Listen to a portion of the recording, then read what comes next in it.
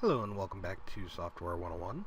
Today we're going to get started with creating a simple part inside Inventor.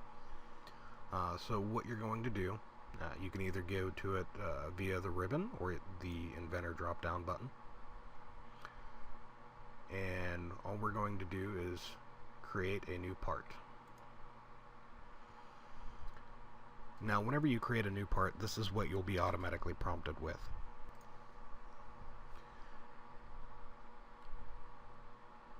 After you get your new workspace open, you're going to want to create a 2D sketch. You cannot do pretty much anything else until you create a 2D sketch, which is your foundation to work on. But before we create a 2D,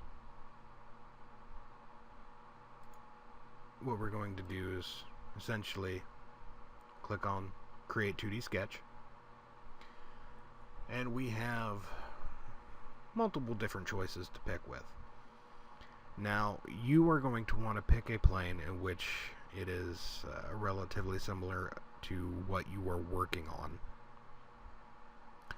You will realize real quick that we want to keep everything that we are modeling at a 0 space, which means your X, Y, and Z values are all 0, and I'll explain that more in a second. But for this instance, I believe I'm going to pick my XZ plane. You could pick either one. For some reason, in which somebody might be able to shed more light on this, you'll notice the cube up here, top is upside down. Whenever you create something on the XZ plane, it rotates at 180 degrees for some reason, and I'm not quite sure why, but I always upright the view cube.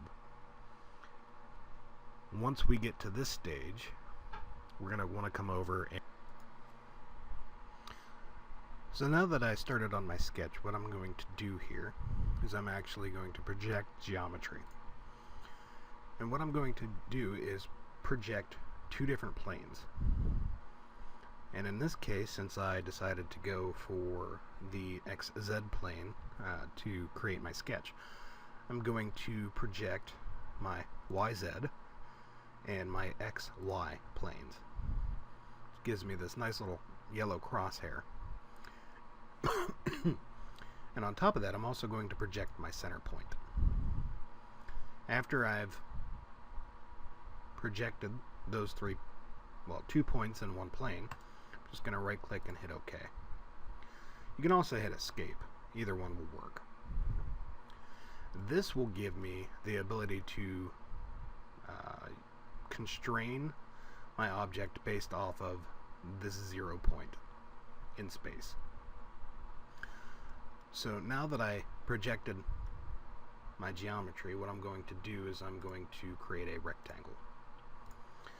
And this is going to be a rectangular block,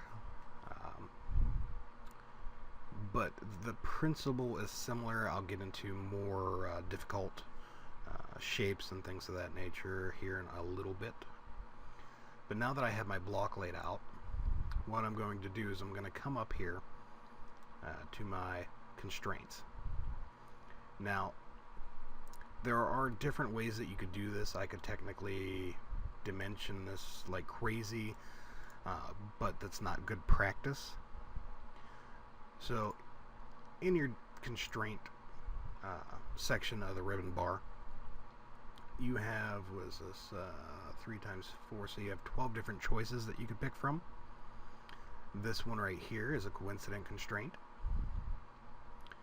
You have a collinear constraint, concentric constraint, fixed constraint, parallel constraint, perpendicular constraint, horizontal constraint, vertical constraint, tangent constraint, smooth, symmetrical, and equal.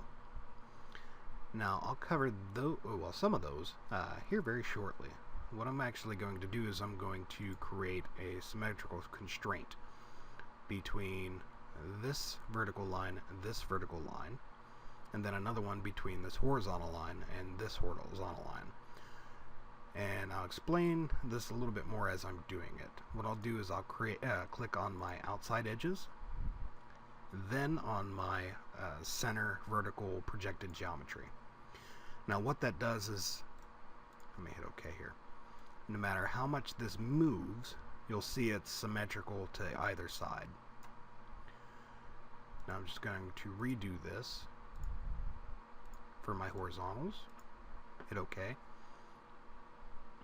And as you can see now, my horizontal lines are both symmetrical as well. Now I'm going to apply a dimension to one of these. All I did was click on the dimension tab or button in the ribbon bar, and I'll give this a value of 5 inches.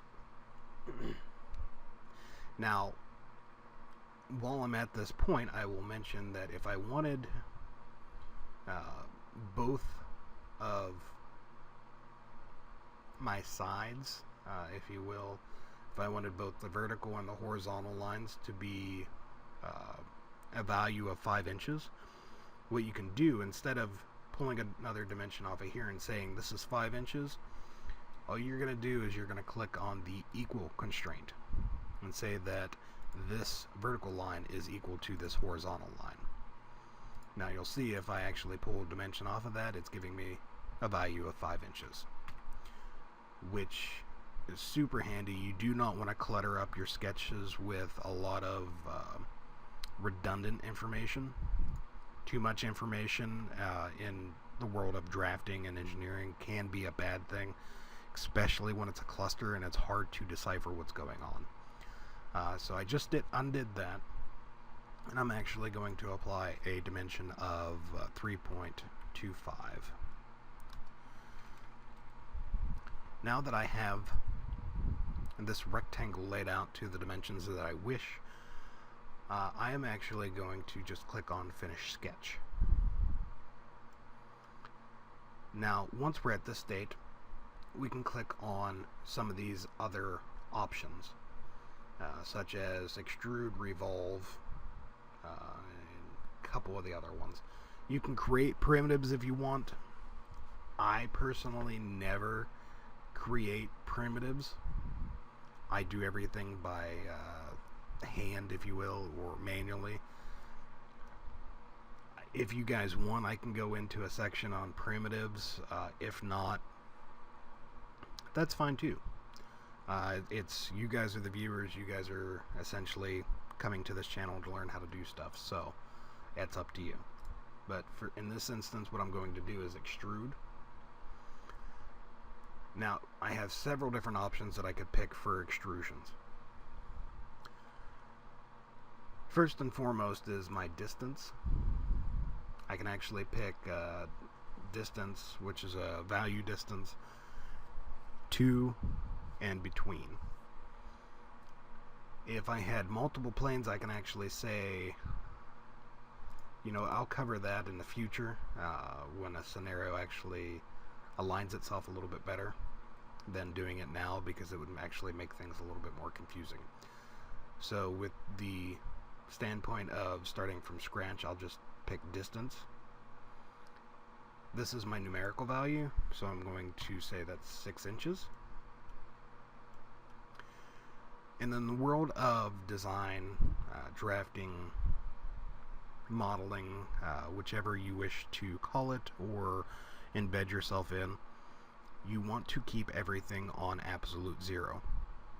You'll hear it referred to as 0, 0, 0 or XYZ 0, XYZ 0.